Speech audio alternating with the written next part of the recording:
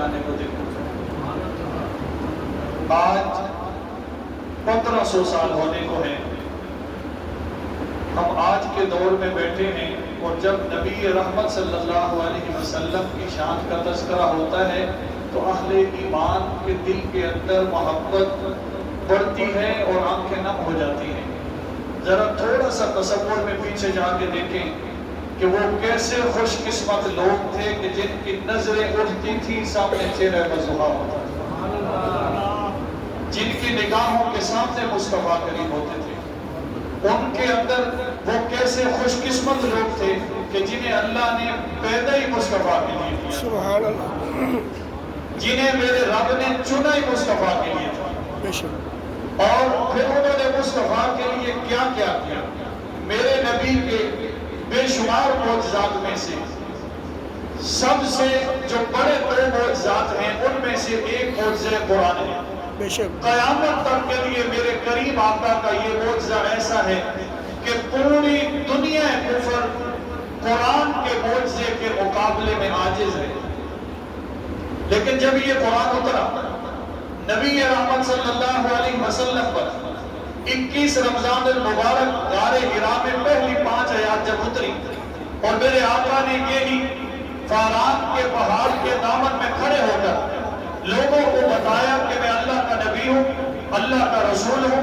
میرے رب نے مجھے نبوت اور صرف نبوت نہیں بلکہ ختم نبوت دے کے بھیجا ہے۔ ختم نبوت کا مطلب یہ ہے قیامت تک جسے ہدایت چاہیے میرے دامن رحمت سے وابستہ ہونا پڑے گا، جسے اللہ کی رضا چاہیے میرے دامن رحمت سے وابستہ ہونا پڑے گا۔ جب آپ نے یہ اعلان کیا صادق اور امین کا نعرہ لگانے والے مخالف ہوئے، لیکن بات رکی نہیں، قرآن اترتا گیا، مخالفت کرتا رہا، محبت کرتا رہا۔ مجھے روایات بتاتی ہیں کہ رسول اللہ صلی اللہ علیہ وسلم پر قرآن کو اترتے ہوئے دیکھ کر زبان نبوت سے سن کر جو ایمان لائے اور ایمان لانے کے بعد پھر انہوں نے اپنی جانوں سے زیادہ قرآن کو عزیز سمجھا، قرآن کے لیے میدان میں اترے، رسول اللہ صلی اللہ علیہ وسلم کے ساتھ کھڑے ہوئے تو مکے کا ماحول یہ بنا کہ اعلان نبوت تو مصطفیٰ نے کیا ہے، لیکن مکے کے صحن میں گلے میں کپڑا ڈال کے گھسیٹا ابو بکر کو جا رہا ہے۔ اعلان نبوت تو میرے مصطفیٰ نے کیا ہے،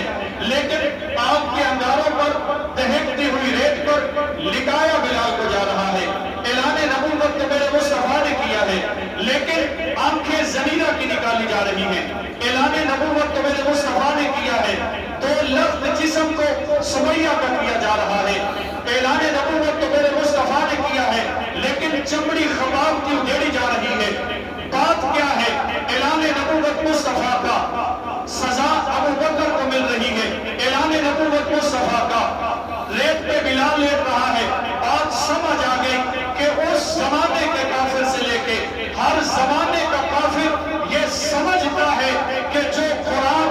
دین، شریعت محمد کریم کے سینہ اطہر پر میرے رب نے اتاری ہے، جب اس کی حفاظت والے میدان میں آئے کافر کو پتہ چلا کہ اگر یہ سلامت رہے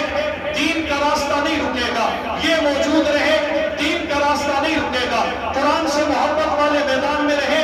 دین نہیں رکے گا، قرآن کے لیے جانے قربان کرنے والے میدان میں رہے یہ راستہ نہیں رکے گا۔ اگر نبوت کی اس تبلیغ کو روکنا ہے انہیں روکنا پڑے گا، نبوت کی اس دعوت کو روکنا ہے انہیں روکنا پڑے گا، نبوت کے تاج کو روکنے انہیں روکنا پڑے گا، نبوت کی بات کو روکنے انہیں روکنا پڑے گا۔ لیکن یہ ان کا انسانی وسوسہ تھا، میرے رب نے تو پہلے ہی اعلان کر دیا ثم اورثنا الکتاب الذی نصطفینا من عبادنا، میں نے محمد کے سینے پہ قرآن اتار کے کسی ایرے غیرے کے حوالے نہیں کیا، قرآن کی حفاظت کے لیے ابو بکر کو چنے، قرآن کی حفاظت کے لیے عمر کو چنے، قرآن کی حفاظت کے لیے عثمان کو چنے، قرآن کی حفاظت کے لیے علی اور مرتضیٰ کو چنے، قرآن کی حفاظت کے لیے کرب و بلا کی وادیوں میں مصطفیٰ کے شہزادے حضرت حسین اور ان کی آل کو چنے۔ میرے بھائیو یہ وہاں سے بات چلی ہے